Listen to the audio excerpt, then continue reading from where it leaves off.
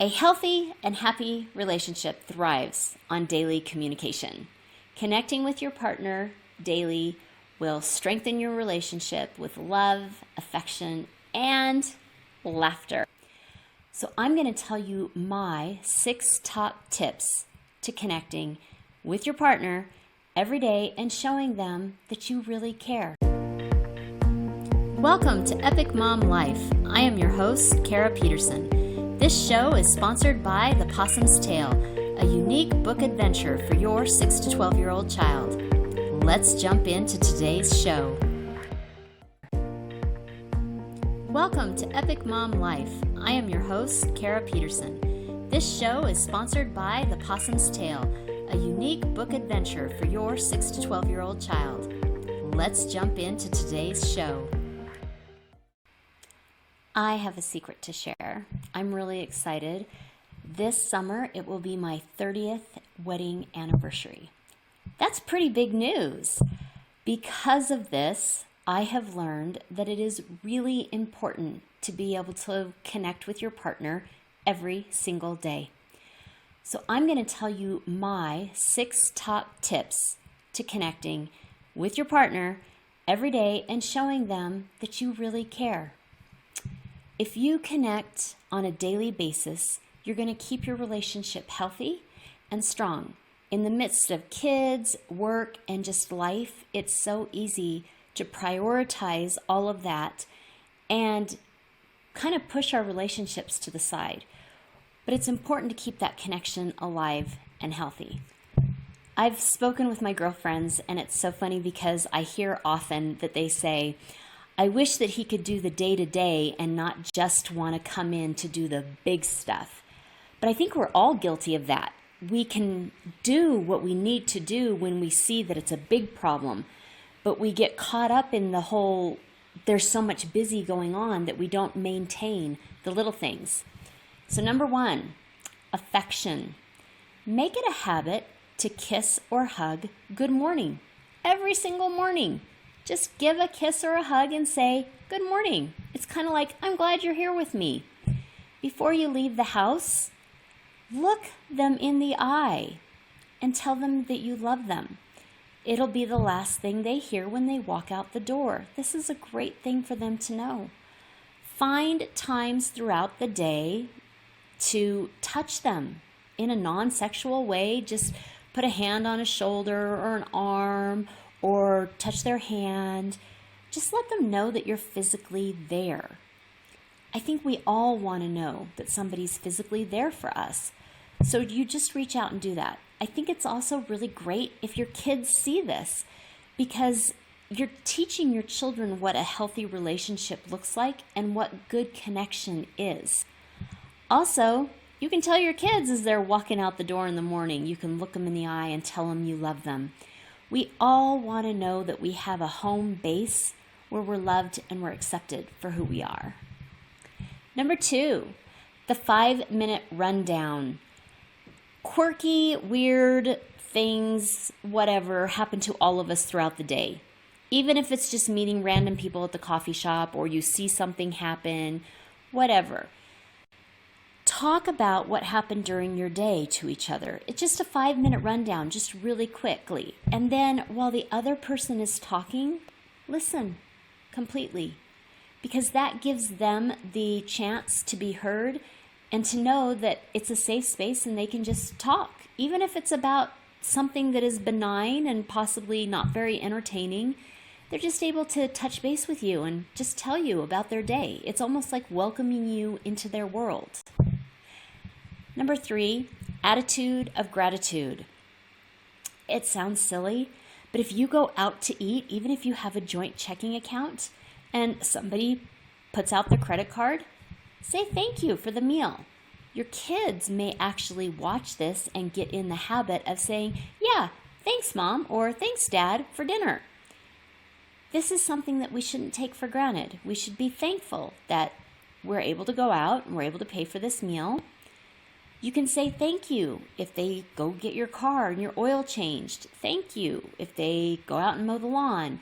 And I know this sounds really redundant and really silly, But think about all the things you do at the house that never get acknowledged. When you start thanking people for those things and you start noticing what is happening, maybe you'll start establishing a habit of noticing those things. And it may take a while. But being noticed for what you do, because what you're doing and what they're doing are things to keep the family going. They're things to keep the household going. They're things to keep your life going. And we're all thankful for that. So acknowledge that. Number 4, do it together. It sounds silly, but you guys are going to end up doing things together, like running the kids to soccer practice, or making a meal together, or errands, or just various things that you have to do. Do them together, and while you're together, you can just be talking or interacting. But when you share tasks instead of dividing and conquering, you don't feel as alone. You feel like you're more into this together. Various things that you can do together are you can exercise, because you both usually exercise, so exercise together. You can go on walks together. You can take the kids. It's not like you have to do this alone, but doing it together makes it more fun. I remember we used to do bike rides together as a kid. I loved this. This was one of the highlights of my memories as a kid. Cooking. Those meals have got to get prepared, so prepare them together. Watching TV. If you like to just chill out at the end of the day and kind of go brain numb, find a show you can watch together. Picking up the kids, walking the dog, those kind of things.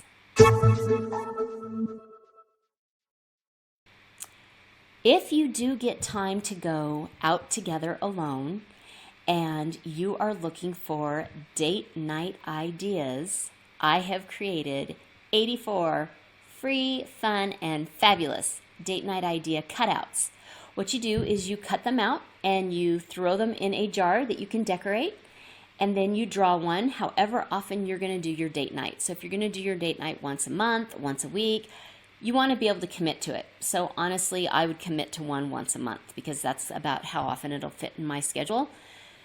But you take turns. Whoever draws has to completely plan the date right down to the sitter, including driving the sitter there and back, which would mean no alcohol for that person that night. So that takes all of that arguing out, right? They have to plan it, they go where, they take the sitter, they call the sitter, they plan everything. But that means the next month, it's all on the other person. There are 7 categories. There are 12 unique ideas for every single category. There are 4 empty cards, so that means that you can fill out ideas that I didn't come up with that you love, and then you just throw them in the date jar. The categories are at home, because you may be at a stage in your life where you're not able to go out, but you have at-home date ideas. I have them for you. Quick dates, so you may be able to get out of the house, but it has to be super quick. Cheap dates, active dates, creative. So this isn't like they're creative ideas. Some of them are very creative, but this means you and your honey get to get very creative, whether it's painting or hobby making or whatever. They're creative ideas like that. Romantic dates, and very different from romance, is sexy, and there are sexy dates. So go ahead and get those in the description notes.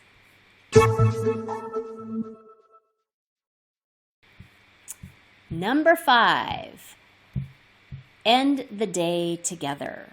This is one that I really like because I was an English teacher and I love paragraph writing. So you have the introduction, which is you start your day with a kiss or a hug and a good morning, and you look them in the eye and you say I love you. Throughout the day you're touching them, and then we have another part of the body next, which I also love. And then part of your conclusion is you end the day together. You have a nighttime routine that allows you to kind of unwind throughout the day, and you bring the focus back to you. You can play a 2-person game. Favorites at our house are cribbage, which I am really good at, and backgammon, which my husband is really good at. So whoever seems to be winning a lot, we kind of switch games. That's how that one works. You can read a book together. You can take turns reading chapters. Get a deck of question cards. These are actually really fun because you can read the question, then you can each answer the question, and even after 29 years of marriage, I sometimes don't know the answer to the questions that my husband answers, so I really like those.